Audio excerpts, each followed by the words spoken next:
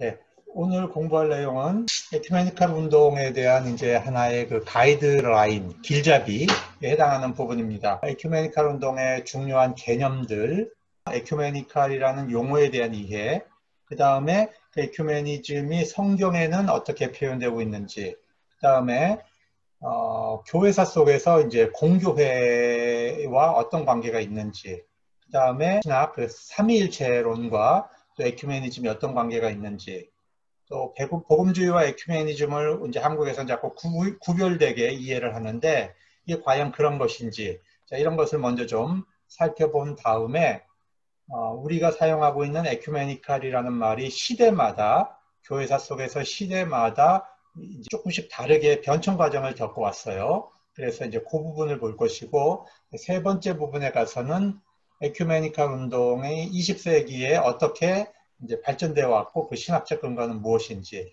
그것을 살피고 난 다음에 아마 이제 21세기 이야기를 할 수가 있을 겁니다.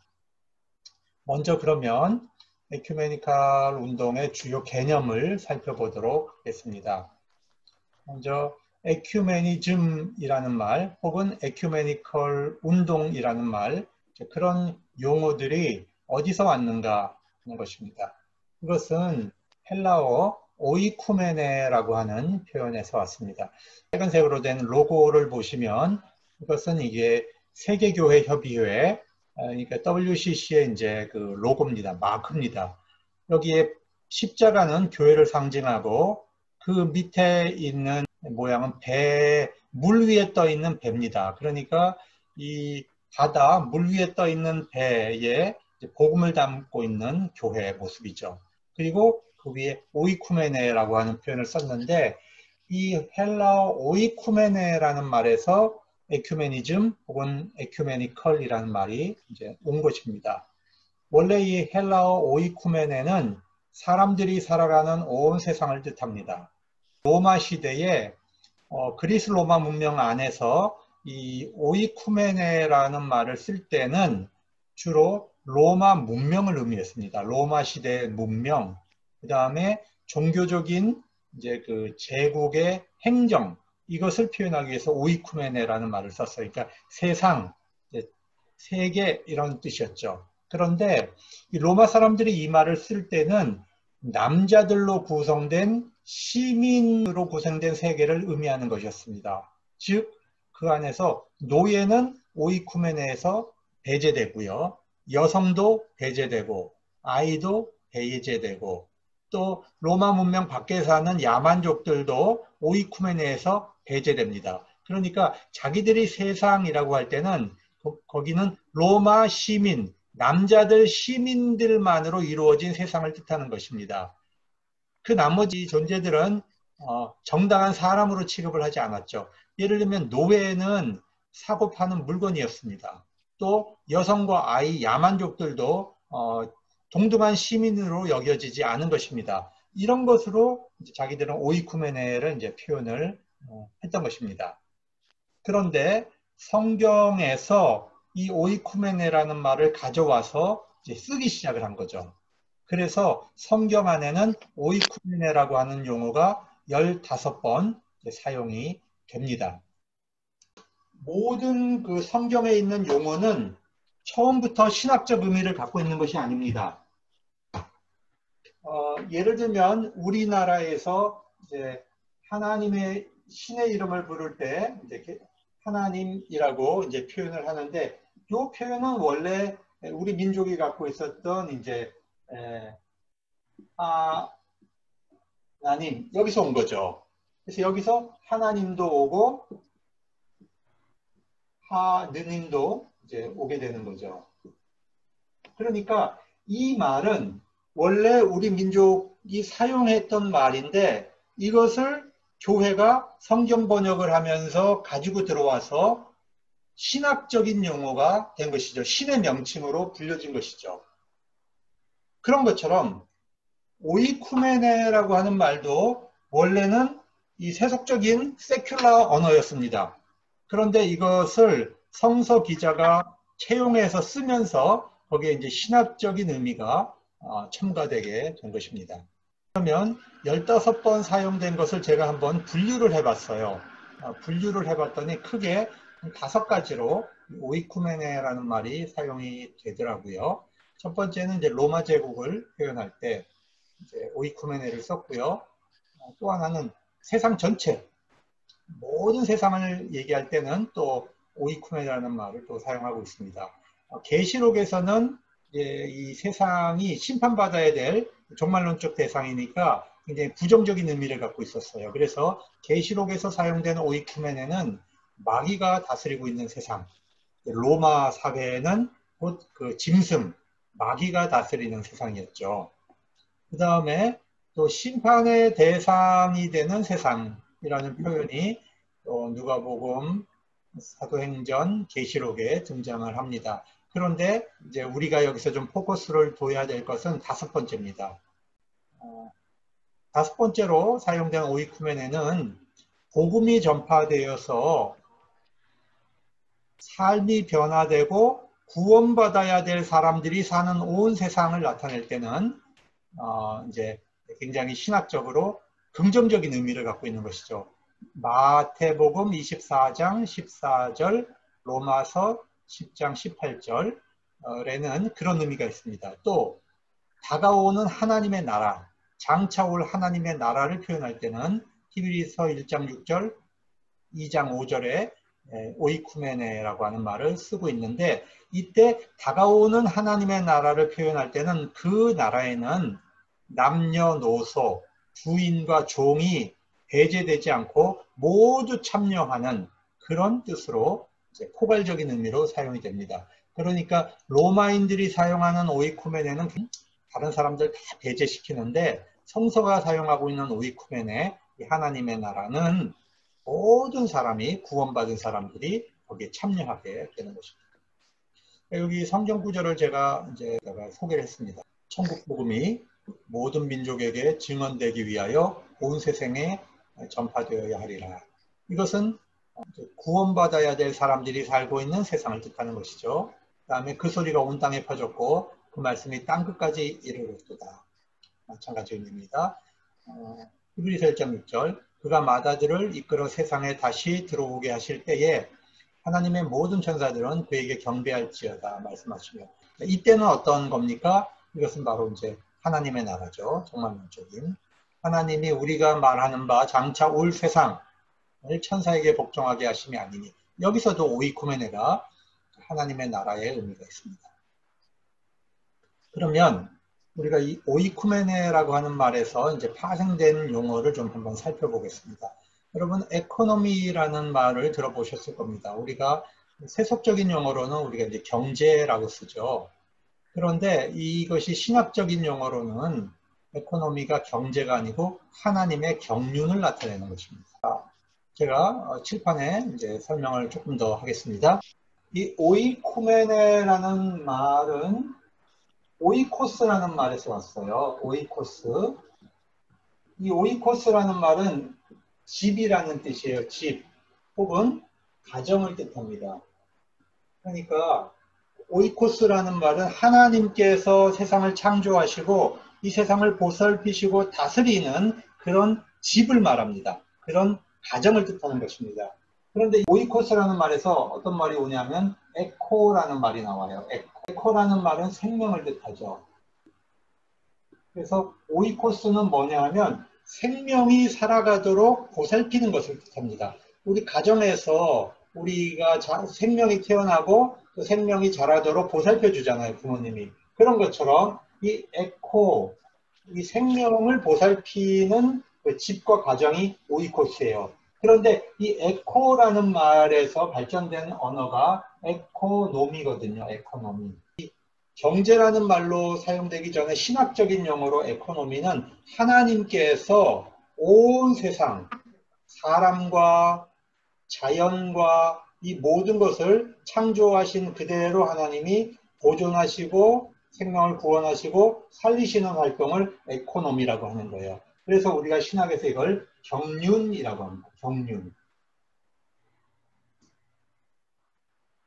그러니까 하나님께서 삼위일체 하나님께서 인류와 자연을 구원하시는 모든 활동을 우리가 경륜이라고 부르는 것입니다. 하나님의 활동이 내재적인 활동이 있어요. 하나님께서 내재적으로 하실 때는 삼위일체 하나님의 내재적인 삼위일체로는 비밀입니다. 우리 인간이 알 수 없는 영역이죠. 성부, 성자, 성령 하나님 안에서 일어나는 신비적인 사랑의 관계입니다.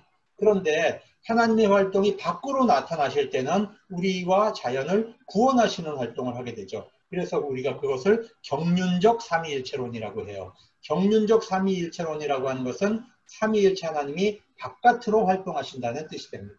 창조하실 때 하나님께서 삼위일체 하나님이 창조를 하시는데 성부, 성자, 성령 하나님이 창조하실 때 주로 그 주된 역할은 성부가 이제 하시면서 성자와 성령과 함께 창조하시죠.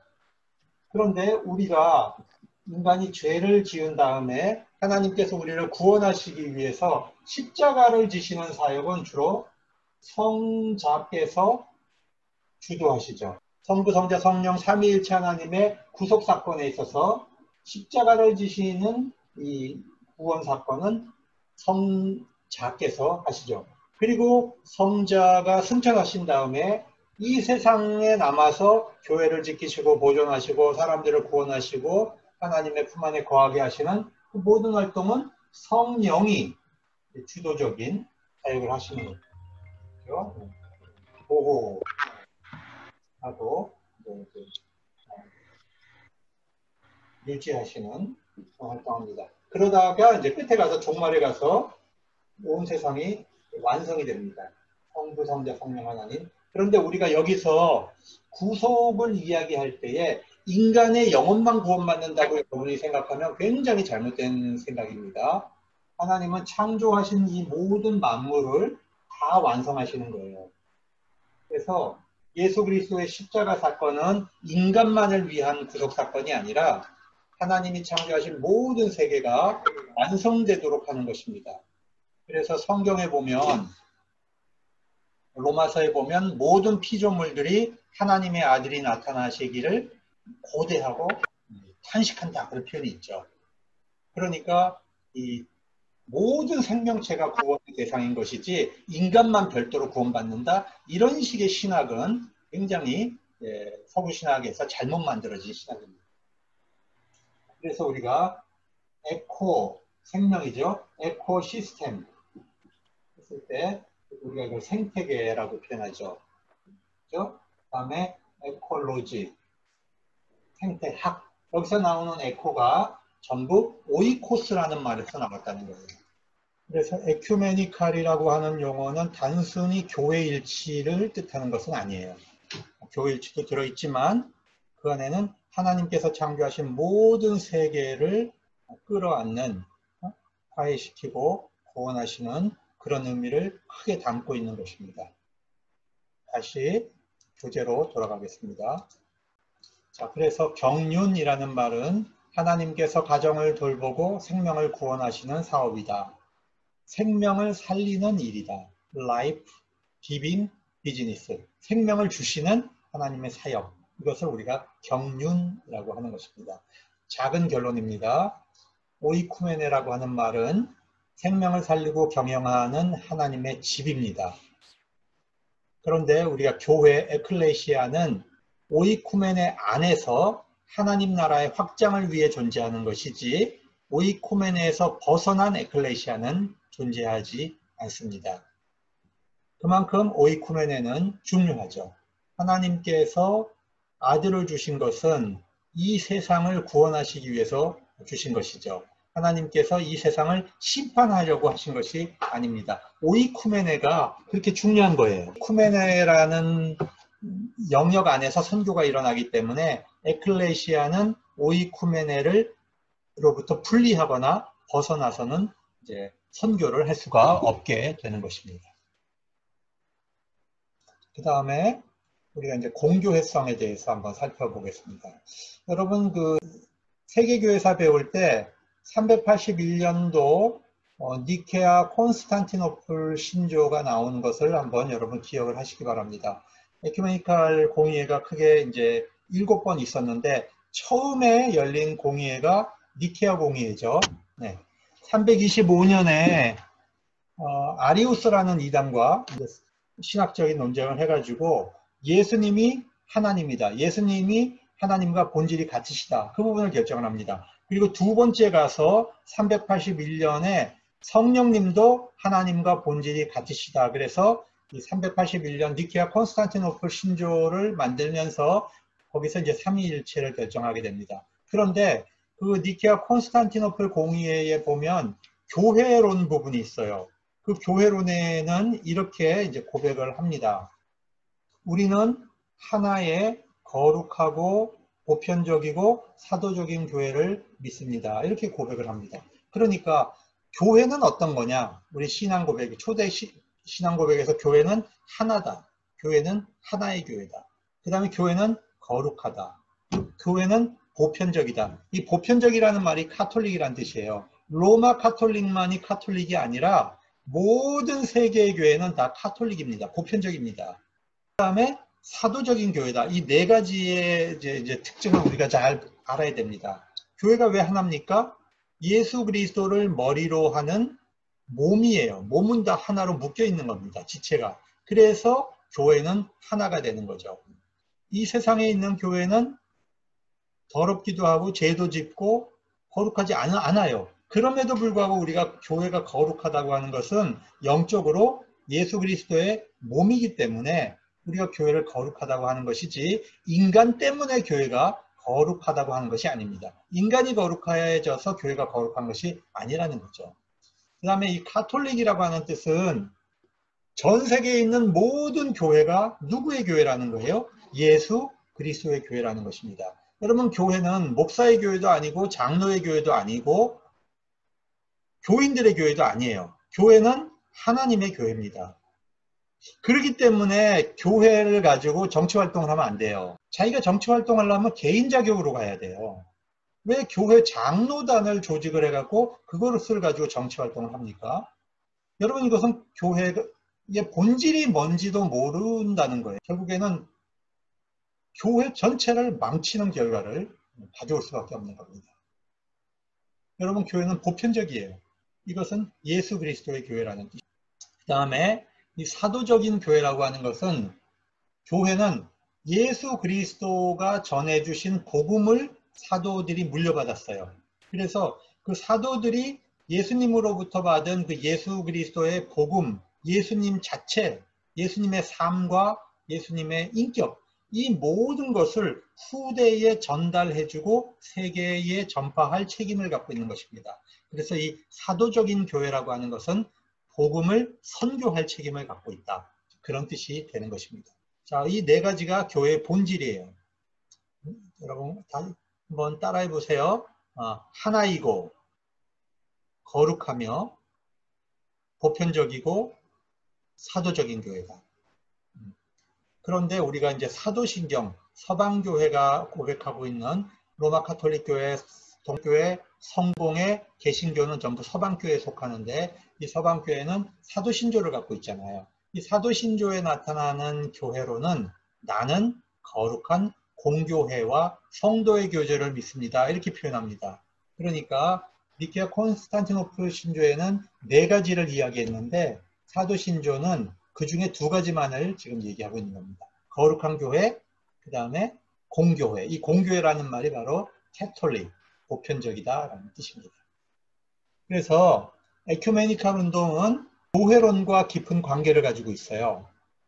교회의 일치를 추구하는 운동이고 또 교회가 공교회라고 하는 것을 우리가 존중하는 거예요. 모든 지상에 있는 교회는 공적인 교회지 사적인 교회가 아니에요. 그 다음에 교회는 거룩성을 유지해야 되고 이 오이쿠메네를 향해서 선교해야 할 사명을 갖고 있는 것입니다. 그래서 에큐메니즘 운동은 이 네 가지와 깊은 관계를 갖고 있어요.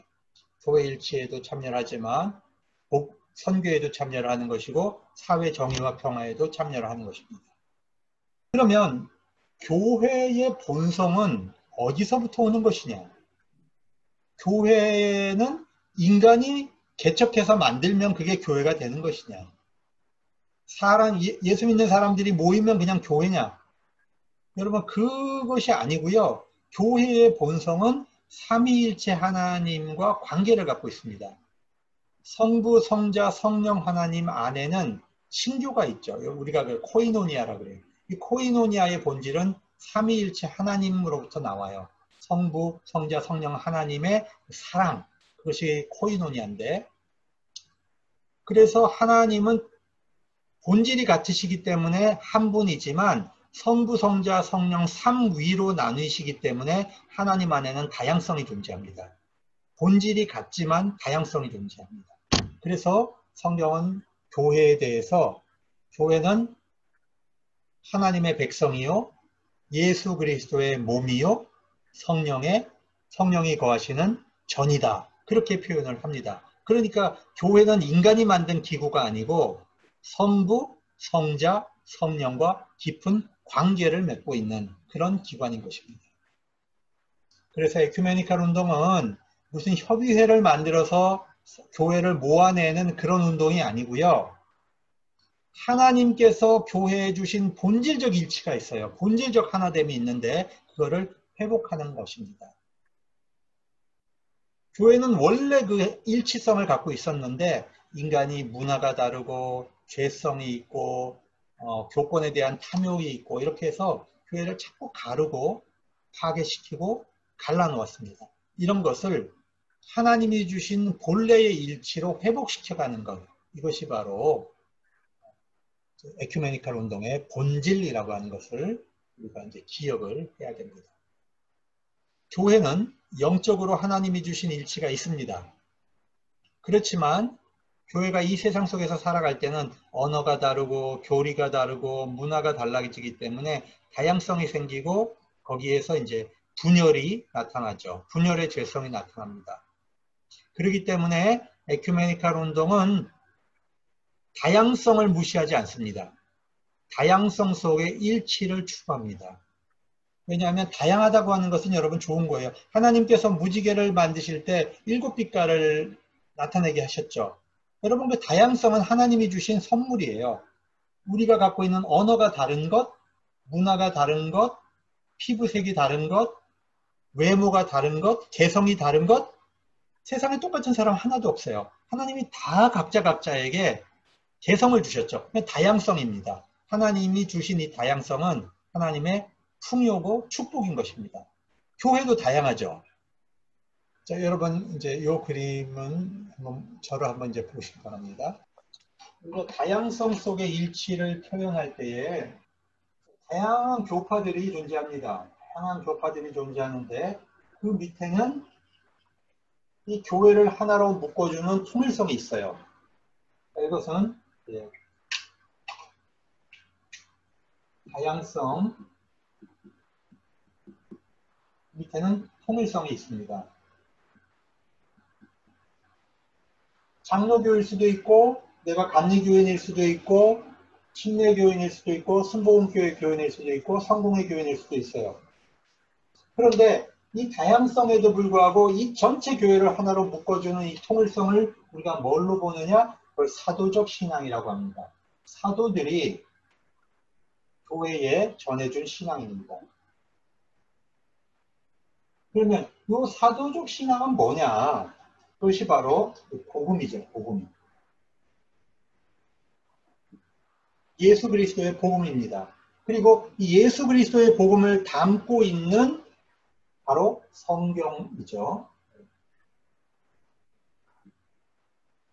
하나님의 말씀인 성경입니다. 사도적 신앙입니다. 그리고 성경이 없었던 시대에 교인들의 신앙을 잘 순수하게 지켜나가기 위해서 신조들이 만들어지죠. 그래서 그 중에 제일 중요한 신조가 니케아 콘스탄티노플 신조입니다. 381년에 만들어졌죠. 모든 교회, 동방 서방 교회가 다 같이 합의하는 신조가 니케아 콘스탄티노플 신조고 서방 교회만 합의하고 있는 신조가 바로 이제 사도 신조죠. 내용은 같습니다. 사실. 또 교회가 반드시 지켜야 되는 성례전이 있죠. 성례전. 그것은 바로 예수님께서 하라고 한 거죠. 세례. 예수님은 우리에게 세례 주라고 그랬어요. 그 다음에 성찬입니다. 스님이 오실 때까지 기념하여 행하라. 그런 것이었습니다. 또 사도적 신앙에는 또 교회가 가지고 있는 직제가 있죠. 직제는 통일되어 있지 않습니다. 어떤 데는 주교가 있고 어떤 데는 장로가 있습니다. 장로 없는 교회도 있죠. 이런 것을 가지고 있으면, 이런 신앙, 사도적 신앙을 가지고 있으면 교파 신학이 조금 다를 수 있다고요. 장로교 같은 경우에는 예정론이 있을 수 있어요. 뭐 감리교회는 예정론 안 받아들이지만 감리교회는 자유의지 같은 걸 강조할 수 있어요. 순복음교회가 방언을 강조할 수 있습니다. 또 침례교회 같은 경우에 유아 세례 안 하죠. 그죠? 반드시 또 침례를 합니다.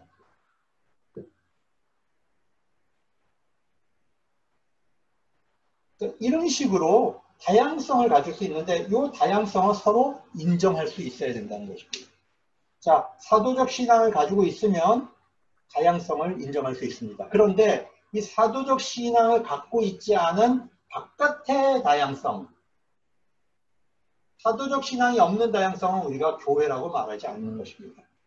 이것은 바로 우리가 이제 신학적으로 이단이라고 얘기하는 것이죠. 예를 들면 이만희의 교리를 우리가 다양성으로 받아들일 수 있느냐? 그럼 못 받아들입니다. 왜? 그 안에는 교회가 가져 내려온 사도적 신앙이 없기 때문에 에큐메니칼 운동의 파트너가 될 수 없는 겁니다. 교회 일치 영역으로 들어올 수 없다는 뜻입니다. 그러면 몰몬교하고 되느냐? 안 되죠. 왜냐하면 교회 일치 영역 안에는 반드시 사도적 신앙이 있어야만 교회 일치가 되는 것이기 때문에 사도적 신앙이 없으면 허용할 수 있는 범위를 넘어버리는 것입니다. 사도적 신앙을 가지고 있으면 교리가 조금 달라도 그것을 수용할 수 있는 범위 안에 들어오는 것이죠. 이것이 굉장히 중요합니다. 그러니까 이단이냐 아니냐를 가르는 기준은 바로 뭐냐? 그건 바로 사도신조입니다. 니케아 콘스탄티노플 신조, 사도신조 그 안에 들어오느냐 안 들어오느냐. 이것이 중요한 것입니다. 자, 여러분 공교회가 굉장히 중요해요. 공교회 개념이. 우주 전체에 있는 교회가 예수 그리스도의 교회이며 하나라고 하는 생각을 갖는 것이 굉장히 중요합니다. 예를 들어 볼게요. 히틀러 당시에 나치 정권 안에 있었던 루터 교회가 세계 교회하고 관계를 다 끊고 히틀러를 지지하고 히틀러의 전쟁을 지지했습니다. 일본 군국주의 시절에 일본 교회도 일본 정부를 지지하고 세계교회하고 관계를 다 끊었습니다. 그랬을 때 어떤 일들이 일어났습니까? 자기들이 아무리 정통을 얘기하지만 그것은 결과적으로 죄악을 짓는 결과를 가져왔죠. 또 1960년대 남아프리카 공화국의 이 교회들이 인종차별을 정당화하고 그것을 신학적으로 지지했어요. 자기들은 칼뱅주의 개혁교회라고 얘기를 하면서. 그렇지만 신학적으로 보면 그건 이단 사상입니다. 어떻게 하나님이 창조하신 사람을, 흑인을 열등하게 창조됐다고 그렇게 주장을 할 수가 있습니까? 제가 지금 얘기하고 싶은 것은 아무리 보수신학이고 아무리 정통을 얘기하더라도 에큐메니칼성, 공교회성을 상실하면은 그것은 이미 교회로서의 자격을 잃어버린다는 뜻입니다. 그런데 그 반대로 말이죠. 독일에서 그 고백교회라는 것이 있었어요. 그 보네포 목사님을 중심으로 있었죠. 굉장히 작은 교회입니다. 소수자가 모였어요. 그렇지만 이 소수자 교회는 루터 교회로부터 나와서 세계교회와 에큐메니칼 연대를 맺고 또 히틀러에 대해서 저항을 했죠. 그랬을 때 이 고백교회가 비록 숫자는 적었지만 올바른 교회라고 하는 역사적인 정당성을 얻을 수가 있었던 겁니다. 그러니까 여러분 교회는 다수냐 소수냐의 문제가 아니라 그 교회가 공교회적으로 사도적 신앙에 근거해 있느냐 아니냐의 문제를 우리가 보게 되는 것입니다.